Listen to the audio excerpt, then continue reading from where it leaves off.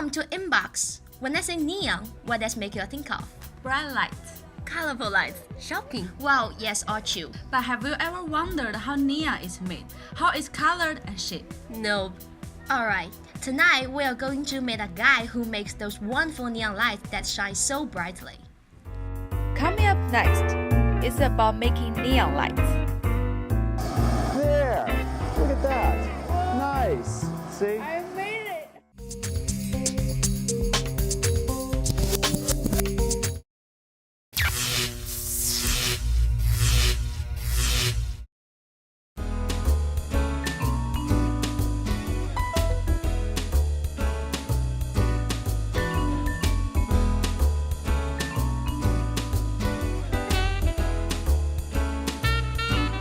Sexy, colorful, relaxing, dizzy, a bit like martini in the light. In the tiny town of Crockett, California, there's a studio that makes colorful neon lights, like those on Broadway. Bill Concana is an artist. He has been working with neon for over 40 years. I enjoy making signs because I enjoy working on things that are involved in somebody else's life. For an artist, it's difficult to follow your dream and also make money to support their family. He started his personal neon studio and started to get orders from customers. Initially, it was very tough. It was a very tough sell. On the day we visited, Bill's childhood friend had stopped by. Ed Tannenbaum is fascinated by Bill's talent and his art. The process for making neon is unique, where he starts with a drawing, which doesn't really make any sense at all to a layperson like me. Then when he finally does the blackout and lights it up, then all of a sudden it comes to life. Making a neon light is not just about bending glass, but also about understanding what clients want. Bill shared his story about unique experience with a special customer.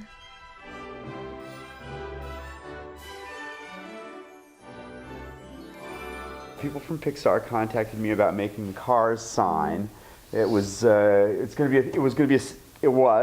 is a 6-foot sign. It's about 6 foot by about 4. And they brought... Communication was the most difficult part of this complicated project. So then we sort of said, well, you know, like basically we're working two-dimensionally, but we can work with a little relief. And so ultimately, one of their draftsmen, and you know, we consulted and came up with a scheme like this, and we went back and forth, and this took over a year of going back and forth with the designs. When clients still don't understand, he shows them. And instead I said, I'll tell you what I'll do a mock-up for you, you know, and so that's the mock-up we did. A mock-up has the same color, the same material, and a similar shape to the real one. Since I do custom work, almost everything that I make goes out the door. It all ships out. So, but in this instance, when I made the mock-up, I just took that back. And so it's kind of nice having it. It looks like a little table here, right? The day we visited Bill, he was working on a neon martini sign for a restaurant.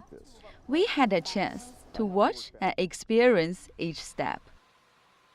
This is a sign I'm making for Saul's, and they just got a liquor bar. They got a full liquor bar, and so they want something which communicates to their customers that you can get a drink there. Then Bill came up with the idea to make a neon sign in the shape of this bottle. This has already taken me a long time to get to this point.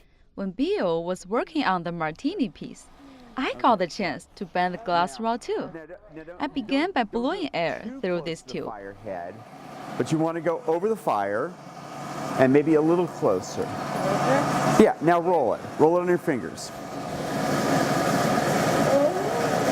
Just keep rolling it. You'll feel it when it starts to get loose. I think I feel a little bit already. That's okay. Keep rolling it, because you want to heat it evenly. Yeah, keep going. Yeah, okay, now keep going. It's fine, it's all right. Don't worry about it. It's good. You're doing good. You're doing great. Oh my God. Okay, now pick it up and bring it into a U. Here? Yeah, all the way up. Yeah, like you didn't have better sense. Like this. There. Look at that. Whoa. Nice. See? I made it. What project I'm working on? I'm working on a vodka bottle, a glass of vodka, a pickle, and the Russian Cyrillic for the word vodka. Vodka. This is for Saul's Deli. When Bill was ready to deliver it to the restaurant, we went too. Peter is the restaurant owner who ordered the neon martini sign. After the light was hung in the window, we saw Peter light it up. In the restaurant, Peter has many neon signs from Bill, and each of them has its own meaning. The message is universal. The cocktail glass says, "Come, you can have a drink." For Peter, neon is a universal language that delivers messages to customers. So some of the symbols that we want people to know about this restaurant is pickles and vodka, and kind of it's the story of the menu in a way. Just like vodka and pickles in the restaurant, neon tells a story about various aspects of our lives. And behind this story, there is an artist and creator, Bill Kankana. The thing that I like about seeing my own work out in the street is it's just very satisfying to be part of like the urban landscape, is really great. You made a U? Was it hot? What did it feel like? Actually, it's not hot. It's soft. Did you break anything? No, fortunately. Next, on InBox, a craftsman who works in wood instead of glass.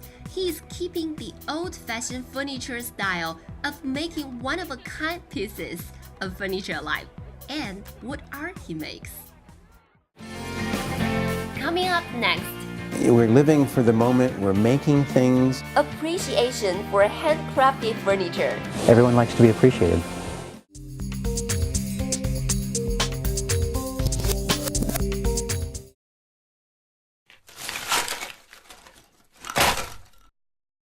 Good to see you. meet you. Come on in.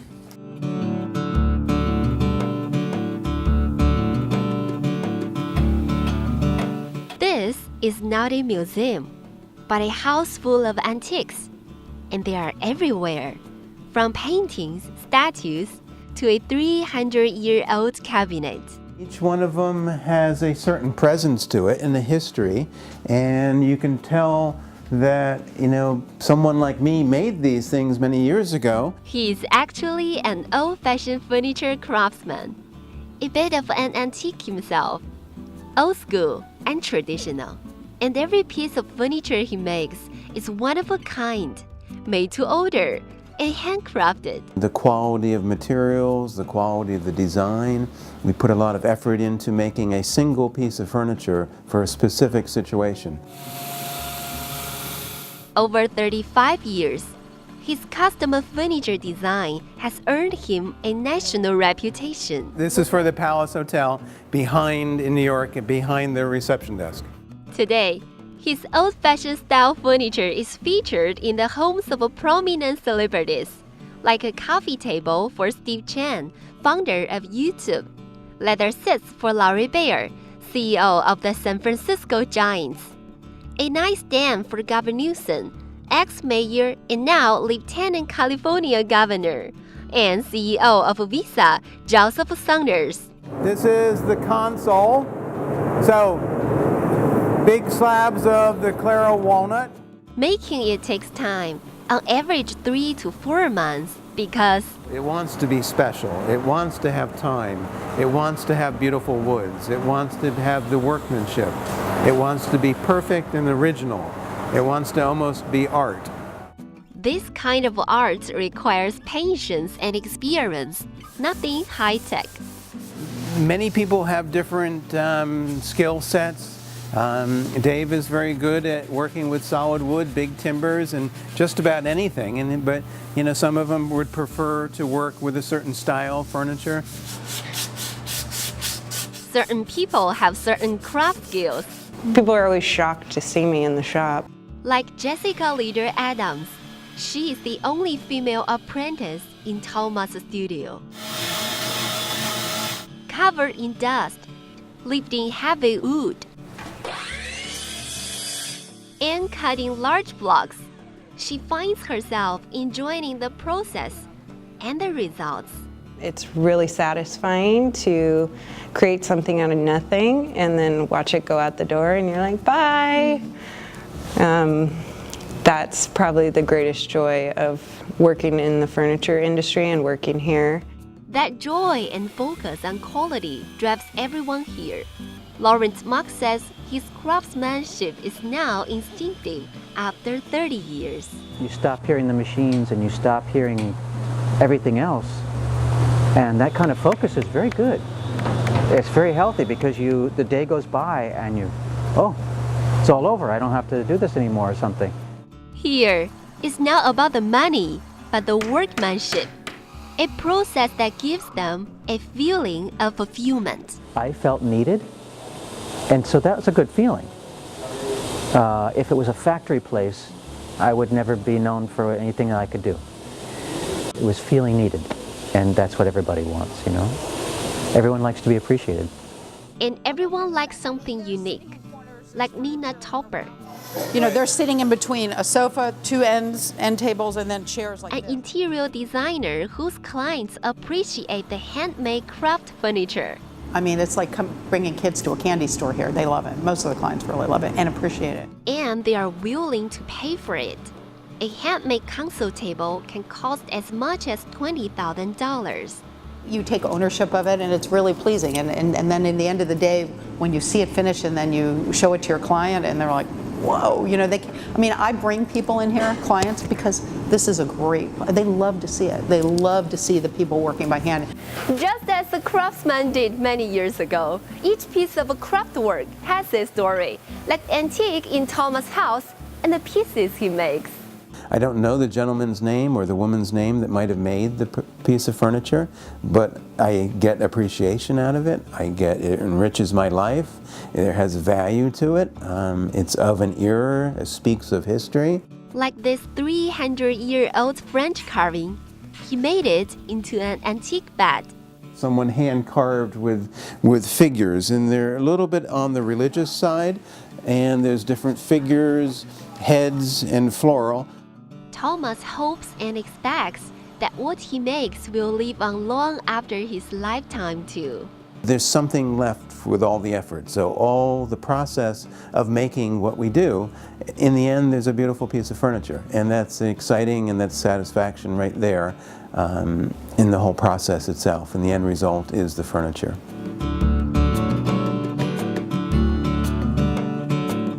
It's custom furniture with a history.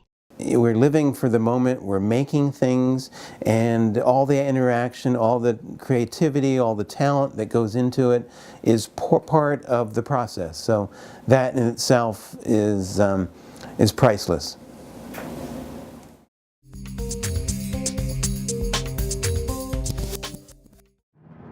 After this commercial break, we'll show you a different style of craft from Asian artisans in China 2,000 years ago, who worked for the China's first emperor, Qin Shi Huang, to build a burial complex.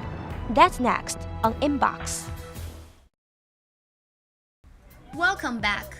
A lot of interest in the Chinese terracotta warriors at the San Francisco Asian Art Museum. Have you guys been there? Yeah, they're amazing. All the figures are life-size. Incredible. They deserve to be the eighth wonder of the world. Right. It's not just a tomb, but a vast underground city guarded by a terracotta army.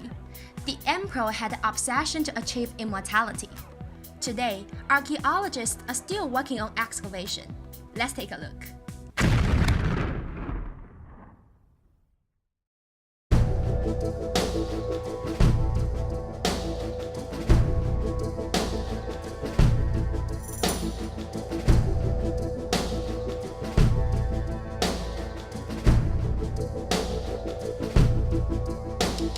The terracotta warrior formed the world's largest underground army, comprising more than 8,000 figures. They are life-size, wonderfully realistic, and made more than 2,000 years ago. First discovered in 1970, when a farmer found a small tile while digging a well. China's first emperor Qin Shi Huang's tomb was revealed.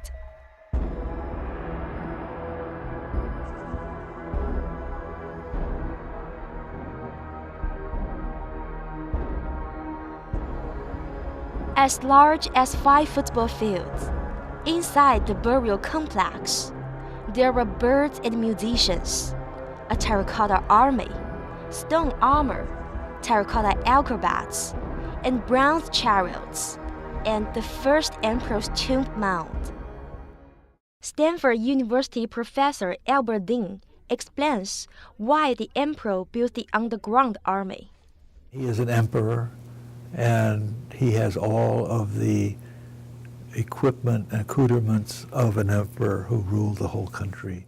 He wanted the power to continue, even in heaven, which Chinese call Shangdi. That dynasty would rely on his help in persuading Shangdi to give good fortune to the dynasty. Katie Chu is a PhD student studying the emperor's tomb. Absolutely. It probably ranks up as one of the most important finds ever. In terms of the preservation, just the entire scale of the site. I mean, it's enormous. It's very spectacular. It's very rare that you find something of that size. The officers stand there with like a smile and very smug, and they think a lot of themselves. But if you look at the soldiers, they're not happy.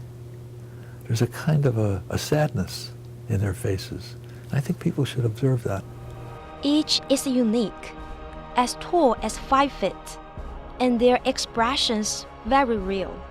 That was incredible, to be able to sculpt a figure with such realism without having a century or more of development leading to that. It was extraordinary.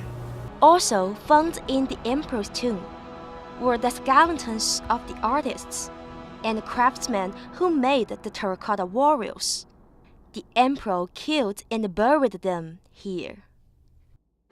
In the exhibits, the warriors appear gray, but originally they were very colorful, like this replica. When they're in the earth, they still have that color. But as soon as the earth is taken away, and within 5 minutes, the colors have gone away. Sally Yu is the Asian Art Museum's cultural ambassador. There would be like 8 archaeologists, every day, trying to put together back a terracotta warrior. An archaeologist needs lots of patience to complete one terracotta warrior, because they were all found in small pieces. Within one day, if the team of 8 people can put one terracotta warrior, right now, 40 years later, they have found 2,000. The archaeologists expected maybe 8,000 of them. So it's really, really amazing. Yeah. Now, 8 of the terracotta warriors are standing beside me. We're so close. I can feel how big and heavy they are. It must be not easy to ship them from China to San Francisco. Each figure has to have customized, individually tailored the crates to keep them safe during the transit. Also in the burial tomb were ducks and other foods, teapots, a kettle to cook in, and jade and gold jewelry. From this artwork, we can understand more about the luxurious lifestyle of the first emperor. I think the visitor, once they see these figures and they know that these represent real people, they have a sense that they're in touch with Chinese history. But history always been mysterious. Considering the problem of preservation, the underground palace of Qin Shi Huang has still not been excavated, including the emperor's tomb, its coffin chamber, and the buried relics, flags, and weapons. When, or even if, this will ever be excavated is unclear. UC Berkeley professor Michael Nyland is talking about this.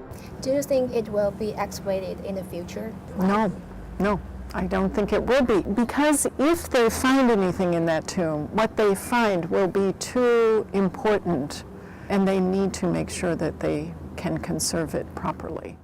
But for Albert Dean, do you think they will excavate it for sure in the future? Oh yeah, oh they have to, oh yeah, they certainly will. Why? Because of curiosity.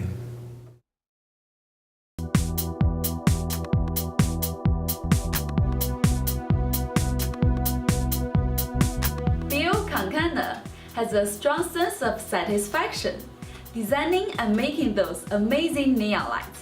For Thomas Penniston as well, he is devoting his passion to his woodwork. 2,000 years ago, the first Chinese emperor built an underground city. It wasn't for battle or attack, but for his death. All three stories are amazing examples of craftsmanship and man's imagination. Thanks for watching.